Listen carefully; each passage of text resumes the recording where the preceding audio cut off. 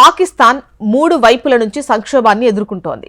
పాకిస్తాన్ తన పశ్చిమ సరిహద్దులో భారతదేశంతో శత్రుత్వంతో ఉండగా, ఆఫ్ఘనిస్తాన్ను ఆక్రమించిన తాలిబాన్ ఉత్తర సరిహద్దుల్లో ఆయుధాలతో నిలబడి ఉంది.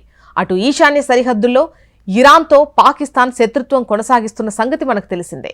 మరోవైపు తెహ్రీకి తాలిబాన్ పాకిస్తాన్ స్వతంత్ర వజీరిస్తాన్ డిమాండ్తో పాకిస్తాన్ లోపల విధ్వంసం సృష్టిస్తోంది.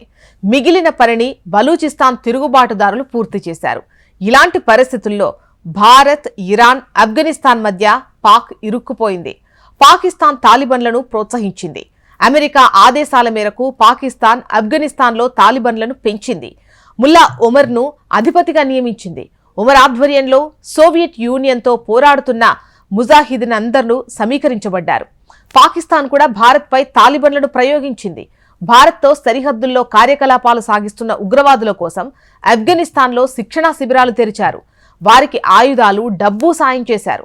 మతం పేరుతో ఆఫ్ఘన్లను తప్పుదో పట్టించారు. కానీ 2001లో అమెరికాలో జరిగిన వరల్డ్ ట్రేడ్ సెంటర్ దాడి అన్నింటినీ మార్చేసింది.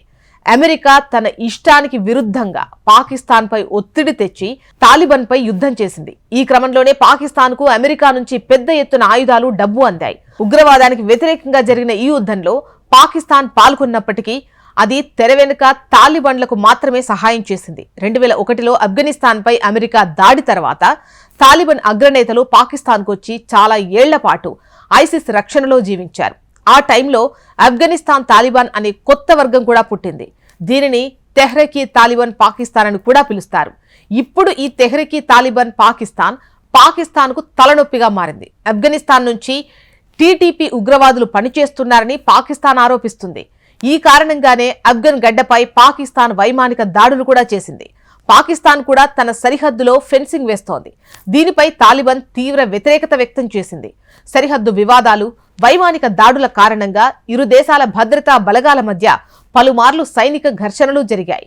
పాకిస్తాన్కు ఎప్పటికీ గుర్తుండే గుణపాఠం చెబుతామని అటు తాలిబాన్ హెచ్చరించింది. తాలిబాన్కు పాకిస్తాన్కు ఉన్నంత సైనిక బలం లేకపోయినా అది ఆత్మాహుతి చాంబర్ల పెద్ద సైన్యాన్ని నిర్వహిస్తోంది. భారత్, పాకిస్తాన్ల మధ్య శత్రుత్వం ఉన్న సంగతి మనకు తెలిసిందే. స్వాతంత్రం వచ్చిన తర్వాత భారత్, పాకిస్తాన్లు 4 సార్లు యుద్ధానికి దిగాయి. 48లో పాక్ సైన్యం గిరిజనుల వేషధారణలో కశ్మీర్పై దాడి చేసింది. దీని తర్వాత 65లో పాకిస్తాన్ సైన్యం భారత పశ్చిమ సరిహద్దుపై దాడి చేసింది. 71లో యుద్ధంలో భారతదేశం తూర్పు పాకిస్తాన్ను విముక్తి చేసి బంగ్లాదేశ్ పేరుతో కొత్త దేశాన్ని స్థాపించింది. ఈ టైంలో 90,000 మంది పాకిస్తానీ సైనికులు లొంగిపోయారు.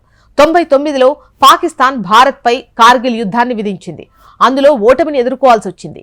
ఇటీవలి కాలంలో పాకిస్తాన్, ఇరాన్ మధ్య ఉద్రిక్తతలు చాలా రెట్లు పెరిగాయి. ఫిబ్రవరిలో పాకిస్తాన్పై ఇరాన్ వైమానిక దాడి చేసింది. పాకిస్తాన్కు చెందిన జైష్ అల్ అద్ అనే ఉగ్రవాద సంస్థను లక్ష్యంగా చేసుకున్నట్లు ఇరాన్ పేర్కొంది. ప్రతిగా ఇరాన్ భూభాగంలో పాకిస్తాన్ వైమానిక దాడులు చేసింది. ఇందులో చాలా మంది సాధారణ ఇరాన్ పౌరులు చనిపోయారు. దీని తర్వాత ఇరాన్ మళ్లీ పాకిస్తాన్ సరిహద్దుపై దాడి చేసి చాలా మంది ఉగ్రవాదులను హతమార్చింది. ఈ టైంలో పాకిస్తాన్ మరియు ఇరాన్ మధ్య దౌత్యపరమైన ఉద్రిక్తతలు కూడా గణనీయంగా పెరిగాయి.